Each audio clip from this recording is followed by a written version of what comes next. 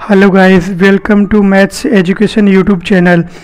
हमने last video के अंदर एसएससी के 10 क्वेश्चंस किए थे जो अलग अलग सालों के अंदर आए हुए थे। तो आज करेंगे बैंक के क्वेश्चंस। हमने परसेंटेज वाला टॉपिक मतलब प्रतिशत वाला टॉपिक कंप्लीट कर लिया है, तो हम उसके अब क्वेश्चंस कर रहे हैं जो अलग अलग सालों के अंदर अलग अलग ईयर्स के अंदर आए हुए हैं। तो आज स्टार्ट करते हैं बैंक के लिए क्वेश्चंस। तो फर्स्ट क्वेश्चंस देखते हैं। 540 का 75% का 1 सही 2/5 का 2/3 इक्वल टू कितना होगा। जो बैंक के अंदर क्वेश्चंस आते हैं गाइस, वो डेरिवेशन के अंदर लेंथी आते हैं, मैं आपको बता दूं। तो इसको देखते हैं। 540 का 540 आ गया गाइस, का मल्टीप्लाई लिख दिया। 75% मतलब 75/100, का मतलब मल्टीप्लाई।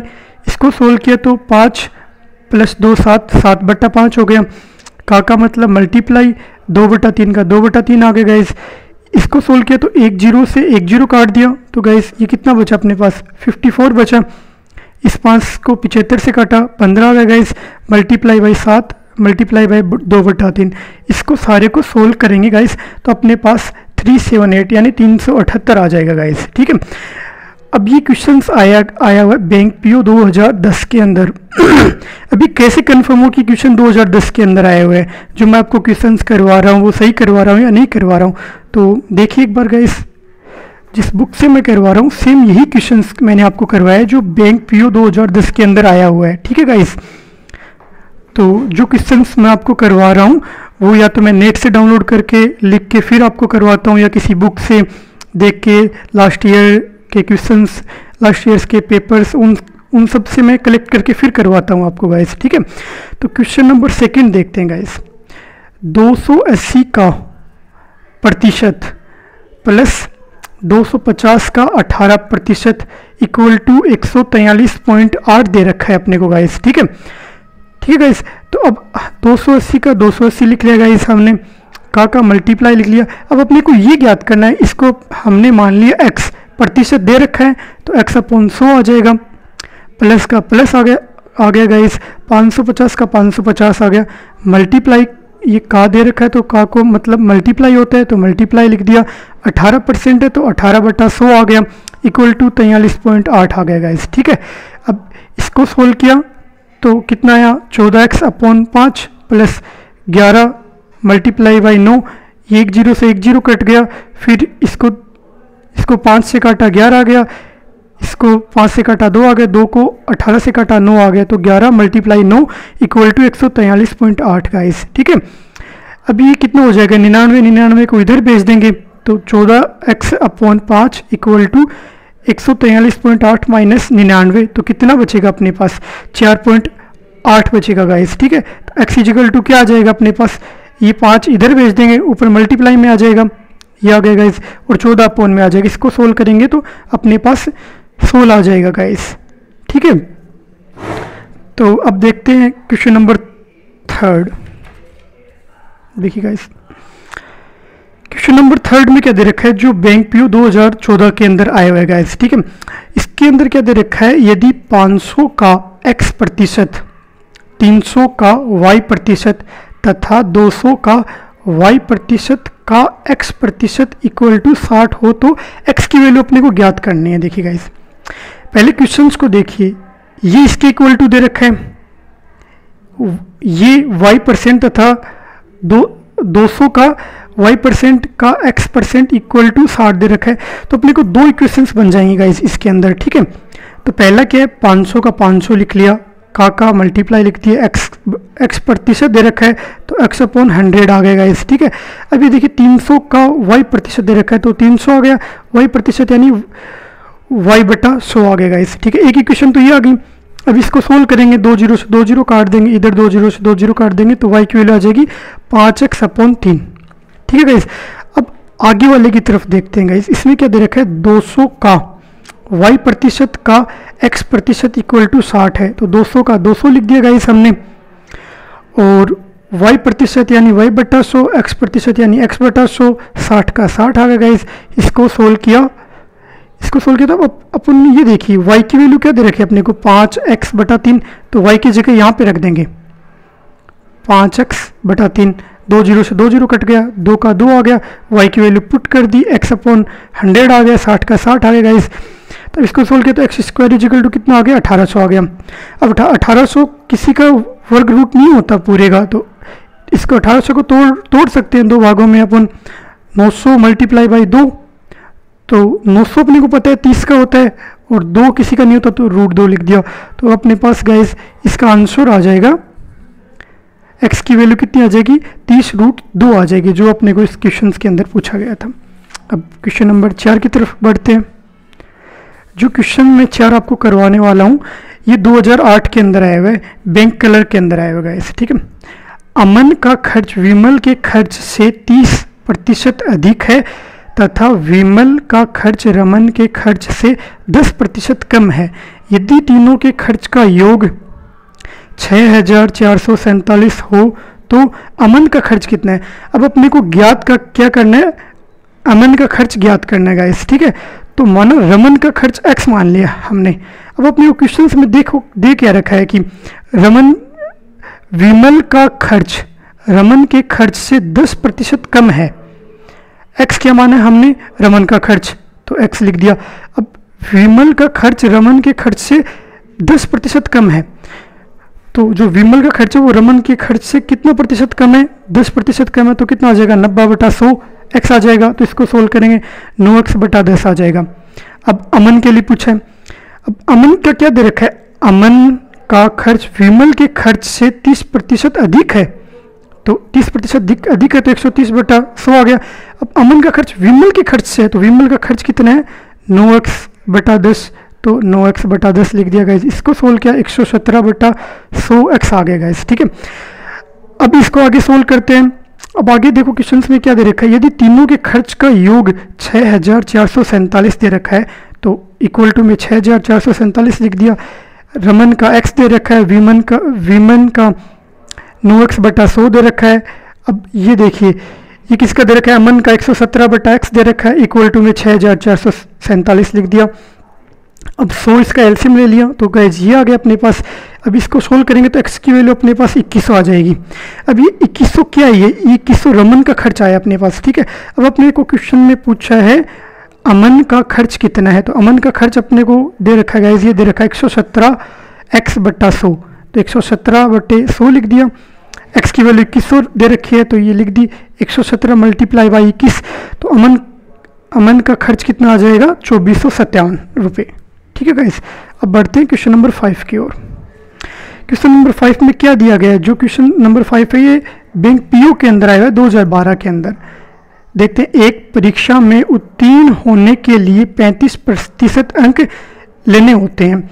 एक अभ्यर्थी को 40 अंक मिले तथा 30 अंकों से अनुत्तीर्ण हो गया, परीक्षा के अधिकतम अंक कितने हैं। तो अपने को गाइस ये बताना परीक्षा में अधिकतम अंक कितने हैं। एक विद्यार्थी को 35% अंक लेने होते हैं अगर उसे पास होना है, बट उसे मिले कितने 40 अंक मिले और वो 30 अंकों से फेल हो गया। अगर उसको 30 अंक और मिल जाते तो गाइस वो पास हो जाता। मतलब अगर 40 मिले हैं 30 और मिल जाते मतलब 70 अंक उसको मिल जाते टोटल, तो पास हो जाता गाइस। तो हमने मान लिया कि माना अधिकतम अंक कितने x है जो अपने को ज्ञात करना है वो लिख दिया। अब पास होने के लिए कितने चाहिए 35% चाहिए, इक्वल टू देखिए टोटल कितने नंबर में पास होते हैं 40 + 30 70 में पास होता है, ये लिख दिया। 35/100 आ गया, x की वैल्यू 200 आ गई। x इसको काटा तो गाइस 35 2 बच गया, 100 इधर जाएगा तो x = 2 मल्टीप्लाई बाई 100 आ जाएगा, तो x की वैल्यू कितनी आ जाएगी 200। तो अधिकतम अंक कितने हैं गाइस 200 हैं गाइस, ठीक है।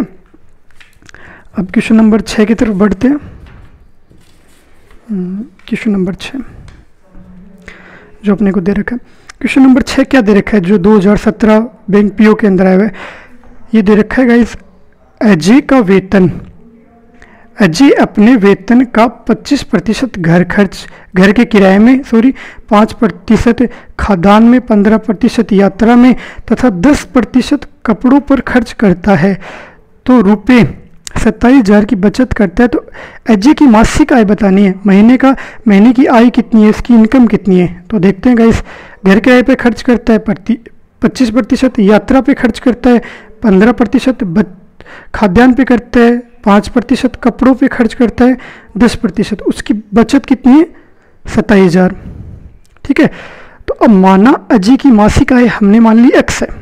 ठीक है, अब x का वो मासिक आय जितनी उसी का तो खर्च करेगा, उसी में तो घर किराया, राशन, कपड़े का खर्च, सारा खर्च उसी में से निकलेगा। तो देखिए x का 25% जो घर किराया है, घर किराया देता है, x का 5% जो खाद्यान्न पे खर्च करता है, x का 15% जो यात्रा पे खर्च करता है, x का 10% जो कपड़ों पे खर्च करता है, और उसकी बचत कितनी है 27,000 इसमें इंक्लूड होगी।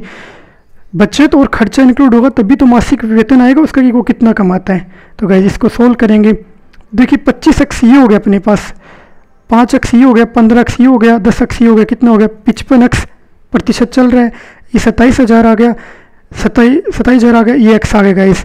तो अब क्या किया, ये जो x मल्टीप्लाई बाई 55/100 है, इसको इधर भेज दिया गाइस।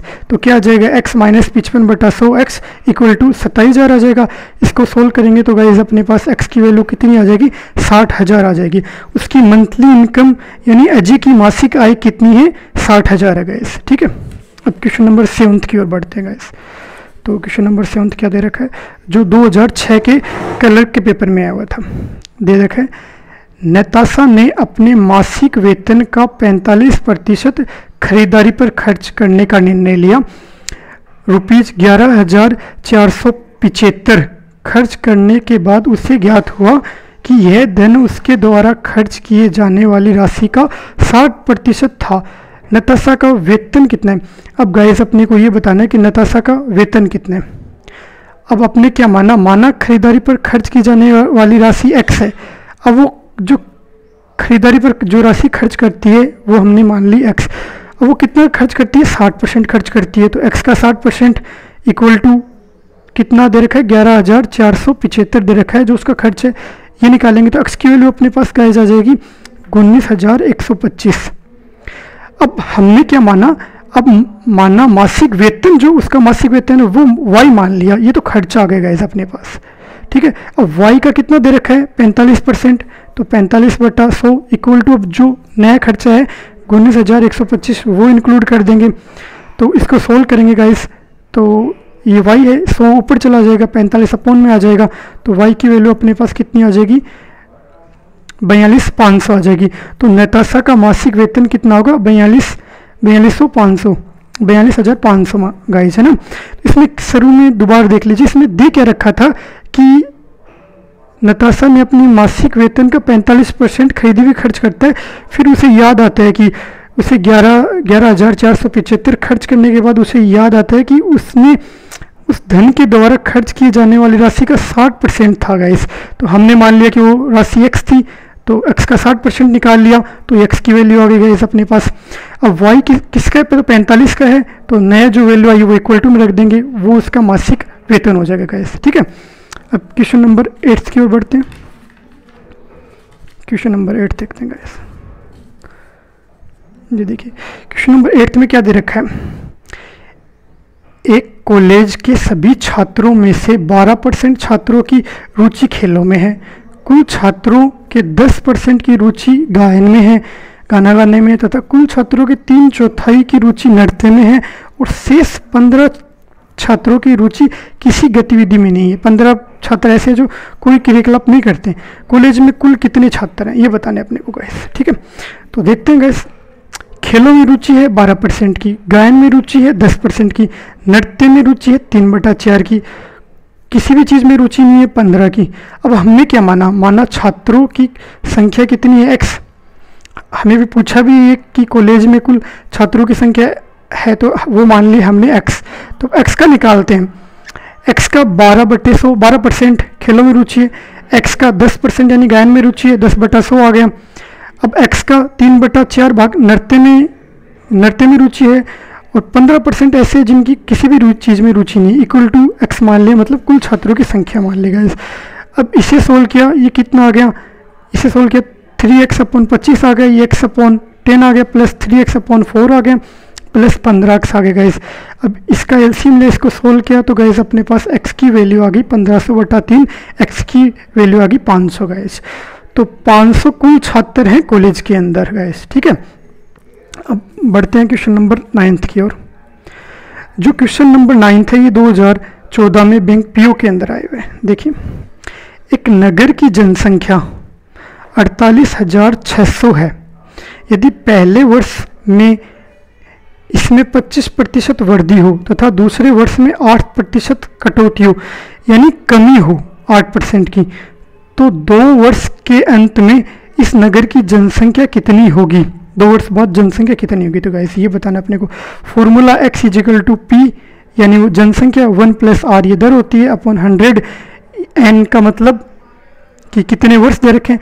अब गाइस अपने को 2 दे रखे हैं r की वैल्यू, तो ये p 1 + r1 upon 100 multiply by 1 minus r2 upon 100 2 मान लेंगे गाइस अपने को। अब r1 कितना दे रखा है अपने को? 25% दे रखा है। r2 कितना दे रखा है? 8% दे रखा है, लेकिन कटौती दे रखी है अपने को, तो ये माइनस आएगा 8%। तो वैल्यू पुट कर देंगे इस फॉर्मूले के अंदर, तो कितनी आ जाएगी? 48,600। 1 का 1 आ गया, r1 की वैल्यू 25 दे रखी है, 25/100 ये कितना हो जाएगा? 1। माइनस का माइनस आ गया, r2 की वैल्यू 8 है, 8/100 आ गया गाइस। अब इसको सोल्व किया, 48,600 ये कितना हो गया? इसका एलसीएम लिया 125/100, ये कितना हो गया? 92/100 माइनस 8 92/100। इसको सोल्व किया, कितना आ गया? 5/4। इसको सोल्व किया 23/25। इसको सोल्व किया पूरे को तो 55,890। ये क्या आया? 2 वर्ष बाद उस नगर की जनसंख्या 55,890 होगी गाइस, ठीक है। अब लास्ट वीडियो के लास्ट क्वेश्चंस की ओर बढ़ते हैं। ये क्वेश्चंस आया हुआ है 2015 के अंदर बैंक पीओ के अंदर आए हुए गाइस, ठीक है। सोनू ने मोना से 10% अधिक निवेश किया। सोनू ने मोना से 10% अधिक निवेश किया तथा मोना ने रघु से 10% कम निवेश किया। यदि तीनों ने कुल रुपए 5,780 रुपये निवेश किए हों तो रघु ने कितना धन निवेश किया? गैस ये बताना है अपने को। तो हमने मान लिया रघु ने 100 रुपये निवेश किए, तब मोना का कितना होगा? देखिए क्या दे रखा है, मोना ने रघु से 10% कम निवेश किए।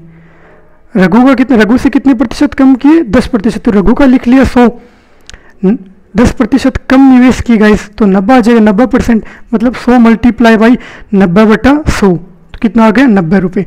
अब सोनू ने क्या दे रखा है? सोनू ने मोना से 10% अधिक निवेश किया। तो पहले अपने को मोना पता होना चाहिए, मोना का कितना है?